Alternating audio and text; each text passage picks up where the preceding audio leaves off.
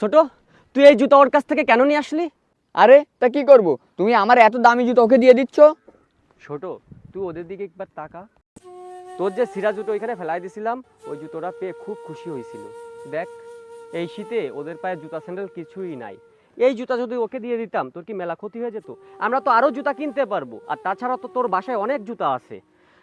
ঠিক আছে, তোর যদি না দিতে মন চাই, তোর দেওয়ার দরকার নাই। ভাইয়া আমি বুঝতে পারিনি, তুমি এক কাজ করো, তুমি এই জুতোটা ওকে দিয়ে দাও, আর এই চাদরটা নিয়ে যাও, ওর পাশে যে ছেলেটা আছে না, ওকে দিয়ে দিও। কিরে ছোট, এত তাড়াতাড়ি তোর মন কিভাবে বদলে গেল? আরে ভাইয়া তুমিও না। ছোট, আজকে না একটা জিনিস শিখতে পারলাম, যে জিনিসটা আমাদের কাছে কোনো মূল্য নেই, সে জিনিসটা কারো কাছে না কারো কাছে অনেক মূল্যবান। হ্যাঁ ভাইয়া তুমি ঠিকই বলেছো, যাও এগুলো তুমি ওদেরকে দিয়ে আসো, ওদের ঠান্ডা লাগছে। আচ্ছা ঠিক আছে, তুই থাক। এই নাও, তোমরা তো এখানে দুজন ছিলা, আর জুতো ছিল মাত্র এক জোড়া, এই কারণে আমার ছোট ভাই নিয়ে গেছিল।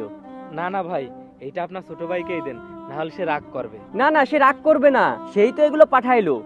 এই নাও, তুমি এই জুতো জোড়া রাখো, আর তুমি এই চাদরটা রাখো। প্রয়োজনে তুমি আমার এই কোটটাও নাও।